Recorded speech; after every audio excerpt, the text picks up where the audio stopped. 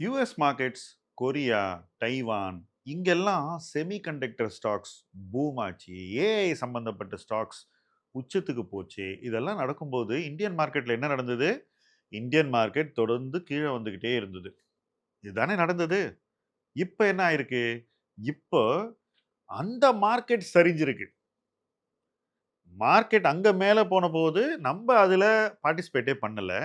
மாறாக நம்ம சரிவை சந்திச்சோம். இப்ப அங்க சரிவு வந்திருக்கு. அங்க சரிவு வரும்போது நம்ப மார்க்கெட் எப்படி ரெஸ்பாண்ட் பண்ணும்? நாம நம்ப மார்க்கெட்டுக்கு எப்படி ரெஸ்பாண்ட் பண்ணணும்? என்னுடைய கணிப்பு. எப்பவுமே இந்தியன் மார்க்கெட் குளோபல் ராலியில பார்ட்டிசிபேட் பண்ணலனா கூட, குளோபல் கரெக்ஷன் வரும்போது கண்டிப்பா அதிக பாதிப்புக்கு ஆளானது தான் வரலாறு. இந்த முறை என்ன ஆகப் போகுது? என்னுடைய கெஸ் உங்களுடைய கெஸ்ஸுக்கு சமமானது. எனக்கும் உங்களுக்கு தெரிஞ்ச அளவு தான் தெரியும். தெரியாதுன்னு வச்சுப்போம். பட் ஒரு விஷயம் எனக்கு தெரியும். அது என்னன்னா, ஏற்கனவே இந்தியன் மார்க்கெட்ல சில பாக்கெட்ஸ் பயங்கர அண்டர் வேல்யூடா இருக்கு. அது நான் உறுதியா நம்புறேன். 2வது இந்த under valued pockets of the market மேலும் கீழ வந்துச்சுன்னா, அந்த இடத்துல நெறைய பணம் போடணும். இதுலயும் நான் தெளிவா இருக்கேன். சில பகுதிகள் some pockets of the market are over valued. இருக்க வேண்டிய இடத்தை விட மதிப்பில் அதிகமாக இருக்கின்றன. இப்போ ஓவர் வேல்யூட் அப்படின்னு என்ன கேட்டீங்கன்னா, ஸ்மால் கேப்ஸ் டெஃபினட்டா ஓவர் வேல்யூட் அப்படின்னு தான் நான் சொல்லுவேன். இன்னைக்கு கூட. பொருளாதார வளர்ச்சி தரக்கூடிய பயன்களை விட நிறுவனங்கள் மதிப்பு அதிகமாக இருக்கின்றன அப்படின்றது தான் என்னுடைய கணிப்பு. அப்ப அந்த இடத்துல நமக்கு கரெக்ஷன் வர வாய்ப்பு இருக்குன்னு நான் நினைக்கிறேன். மாறாக மிட் கேப், ஸ்மால் கேப் அளவு ஓவர் வேல்யூட் இல்லைனா கூட இருக்க வேண்டிய மதிப்பை விட கொஞ்சம் அதிகமா இருக்கு அப்படின்னு நான் சொல்லுவேன். இதுக்கு காரணம் வெறும் 150 பங்குகள் தான் மிட் கேப்னு நம்ம ஒரு கேட்டகரியை உருவாக்கி இருக்கிறது தான். நிறுவன மதிப்பின் அடிப்படையில் நம்ம மிட் கேப்பை சீரமைத்தால், மாற்றி அமைத்தால் நிச்சயமாக 500 கம்பெனி இருக்கும் மிட் கேப்ல. அப்ப என்ன ஆகும்னா, இந்த 150 கம்பெனியில இருந்து மீதம் உள்ள 350 கம்பெனிக்கு பணம் மூவ் ஆகும். அப்ப என்ன ஆகும்னாக்கா, 150 கம்பெனில வேல்யூவேஷன் கொஞ்சம் குறையும். மீதமுள்ள 350 கம்பெனில வேல்யூவேஷன் கொஞ்சம் மாறவும் வாய்ப்பு இருக்கு. பட் இந்த 350 கம்பெனி இன்னைக்கு எங்க உட்கார்ந்திருக்கு அப்படின்னு பார்த்தீங்கன்னா, அது ஸ்மால் கேப்ல உட்கார்ந்திருக்கு. ஏற்கனவே ஓவர் வேல்யூடான ஒரு இடத்துக்கு பணம் எங்க போறது அப்படின்ற ஒரு கன்ஃப்யூஷன் வரப்போகுது.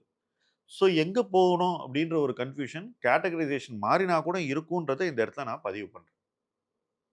அதனால மிட் கேப்ல ஒரு சின்ன குளத்துல ஊரே மீன் பிடிக்குது. அதான் பிரச்சனை. குளத்த பெருசு பண்ணா தான் எல்லாருக்கும் மீன் அங்க கிடைக்கும். ஸோ அந்த இடத்துல நான் போய் வாய்ப்புகள அதிகம் தேட மாட்டேன். ரொம்ப ரேரா எக்செப்ஷனல் வாய்ப்புகள தான் நான் தேடுவேன்னு நான் சொல்றேன். செக்டோரலா பார்த்தீங்கன்னா, நெறைய பாக்கெட்ஸ் ஆஃப் அண்டர் வேல்யூவேஷன் நிச்சயமாக இருக்கப் போகிறது. பேங்கிங் இன்னிக்கே என்ன பொறுத்தவரைக்கும் relatively under valued. Insurance relatively under valued. Metals என்ன பொறுத்தவரைக்கும் ரிலேட்டிவ்லி அட்ராக்டிவ்லி வேல்யூட். அண்டர் வேல்யூட்ன்னு சொல்ல மாட்டேன். அண்டர் வேல்யூட் 1 வருஷம் முன்னாடி. இன்னைக்கு attractively valued. Insurance very attractively valued.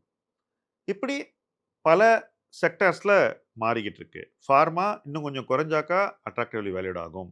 ID இன்னும் கொஞ்சம் குறைஞ்சதுன்னா என்ன பொறுத்தவரைக்கும் அட்ராக்டிவ்லி வேல்யூட் ஆகும். அதே தான் எஃப்எம்சிஜிக்கும் பொருந்தும். ரொம்ப அட்ராக்டிவ்லி வேல்யூட் ஆயிடும் எஃப்எம்சிஜி. இன்னைக்கே வந்து அட்ராக்டிவ்லி வேல்யூட், இன்னும் அட்ராக்டிவ்லி வேல்யூட் ஆயிடும். ஸோ இந்த மாதிரி மார்க்கெட்ட நம்ம எப்படி புரிஞ்சு வச்சுக்கிறோம் அப்படிங்கிறது தான், இந்த மாரி தருணங்கள்ல நம்ம என்ன செய்ய போறோங்கிறது தீர்மானிக்கக்கூடியது. ஏதாவது செய்யணுமா? இல்ல வேடிக்கை பார்க்கணுமான்ற ஒரு அடிப்படை கேள்வி கூட உங்கள்ல சில பேருக்கு இருக்கலாம். என்ன பொறுத்தவரைக்கும் இந்த மாரி மார்க்கெட்ல வேடிக்கை பார்க்கக்கூடாது. நிச்சயமா நம்ம ஏதாவது செய்யணும். அது மட்டும் இல்ல, பொருந்து செய்யணும். எங்க டிசைசிவா இருக்கணுமோ, அந்த இடத்துல நம்ம ரொம்ப தெளிவா நம்முடைய கன்விக்ஷன காமிக்கணும். டிசைசிவா இருக்கணும். நம்ம டெசிஷன அந்த இடத்துல எப்படி எடுக்கிறதுன்னு நமக்கு ஒரு அண்டர்ஸ்டாண்டிங் இருக்கணும். எல்லா காசையும் கொண்டு போய் மண்டே மார்னிங் போடணுமா? Answer is no. பார்ட்டா இன்வெஸ்ட் பண்ணணும். ஒரு 3, 4 தவணைகள்ல இன்வெஸ்ட் பண்ண ரெடியா இருந்தோம்னா, மார்க்கெட் மேலும் மேலும் சரிவை சந்திக்கும்போது, நம்மளால எல்லா வாய்ப்புகளையும் பயன்படுத்திக் கொள்ள முடியும். ஸோ இது ஸ்டாகர்ட் இன்வெஸ்டிங், லேயர்ட் இன்வெஸ்டிங் இப்படி தான் நம்ம சொல்லுவோம். இதை செய்ய வேண்டிய ஒரு காலகட்டத்தில நம்ம நிச்சயமா இருக்கோம். மார்க்கெட் குளோபல்ல ஏஐ செமிகண்டக்டர் பூம் இருந்தபோது நம்ம கீழ போனோம். இப்ப அது பபிள் பர்ஸ்ட் ஆகி கீழ வரும்போது, அப்பவும் நம்ம கீழ போக வாய்ப்பு இருக்கு. ஆனா, இப்போ இந்தியன் மார்க்கெட் கீழ போகும்போது, இந்த வாய்ப்பு நமக்கு மறுபடியும் கிடைக்காது. இந்த மாதிரி ஒரு வாய்ப்பு நமக்கு நிச்சயமா கிடைக்காதுன்னு நான் நினைக்கிறேன். என்ன ரீசன்னாக்கா, வேல்யூவேஷன் நமக்கு எல்லா நெகட்டிவையும் ஃபேக்டர் பண்ணக்கூடிய ஒரு இடத்துக்கு வந்து நின்னுடும். இப்ப அந்த இடத்துல ஒரு முக்கியமான ட்விஸ்ட் கதையில வர வாய்ப்பு இருக்குன்னு நான் நம்புறேன். அதத்தான் இந்த வீடியோல நான் முக்கியமா உங்கள்ட்ட சொல்ல விரும்புறேன். அந்த ட்விஸ்ட் என்னன்னா, இத்தன நாளா வித்துக்கிட்டே வந்த எஃப்ஐஐ பணத்த இங்க வித்து, அந்த பபிள் மார்க்கெட்ஸ் எல்லாம் கொண்டு போய் போட்டான்னா, அங்க வாங்கின அடியில அவன் திருப்பி பணத்த வெளிய எடுத்தான்னா, மறுபடியும் இங்க போடுறதுக்கு வாய்ப்பு உருவாகும். அதற்கான ஒரு சூழ்நிலை, களம் உருவாகும். களம் வந்து கிராஜுவலா மாறும். இது மண்டே மார்னிங் மாறுமான்னு என்ன கேட்டீங்கன்னா, நிச்சயமா மாறாது. டைம் ஆகும். பட் அது ஒரு ஸ்லோ டர்ன். எப்படி ஒரு ஜெயன்ட் வீல் சுத்துதோ, அந்த மாரி ஸ்லோவா அந்த மார்க்கெட் மூட் மாறும். இதுக்கு இடையில நமக்கு நெறைய ரிஸ்க் ஃபேக்டர்ஸ் இருக்கு. மான்சூன், ஈரான்லேருந்து நமக்கு எனர்ஜி வருதா? அல்லது அந்த ஹார்மோஸ் ஸ்ட்ரெய்ட்ட கடந்து நமக்கு நேச்சுரல் கேஸ், பெட்ரோலியம் ப்ராடக்ட்ஸ் எல்லாம் ஒழுங்கா வருதா? நம்மளால ஒழுங்கா இம்போர்ட் பண்ண முடியுதா? ரூபாய ஒழுங்கா மேனேஜ் பண்ண முடியுதா? பணவீக்கம் எப்படி போகுது? மழை எந்த அளவுக்கு வரும்? இன்னைக்கு நம்ம சொல்றோம் இருக்க வேண்டிய அளவோட 90% தான் வரும்னு. அட்லீஸ்ட் அதோட கொஞ்சம் பெட்டரா இருந்துச்சுன்னா கூட மார்க்கெட் வந்து அதை விரும்பும். ஏன்னா நம்ம ஆல்ரெடி ஒரு பயத்துக்கான ஒரு மைண்ட் செட்ல இருக்கோம். அந்த பயம் ஸ்லைட்டா நீங்கும். ஸோ ஸ்லோலி நம்மளுடைய சென்டிமென்ட் ரொம்பவே ஒரு அச்சம் சார்ந்த ஒரு இடத்துல அது வந்து இன்னைக்கு நிலை கொண்டிருக்கிறது. ஒரு முதலீட்டாளர் அந்த இடத்துல he has to show greed. இது முதலீட்டாளர் கிராஜுவலா பேராசை காட்ட வேண்டிய ஒரு காலச்சூழல். அச்சத்தோடு போய் நம்பளும் பக்கத்துல உட்கார்ந்துக்க கூடாது, ஊறக்கூடாது. அதிலிருந்து கொஞ்சம் தள்ளி நிக்கணும். ஏன்னா மார்க்கெட் பூரா அச்சம் இருக்கும்போது, தள்ளி நிக்கிறவன் தான் மார்க்கெட்ல ஜெயிக்கிறவன்.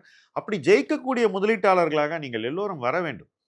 நாம் எல்லோரும் ஒன்றாக அந்த அச்சத்தை கடந்து எப்ப பேராசைப்படணுமோ, அப்ப அந்த பேராசைய சரியான முறையில மார்க்கெட்ல காட்டி, கொஞ்சம் கொஞ்சமா பணத்த போட்டு வெற்றியை நோக்கி பயணிக்க வேண்டும். அந்த பயணத்தில் இணைந்து பயணிப்போம். முதலீட்டு களம் உங்கள் களம். நன்றி.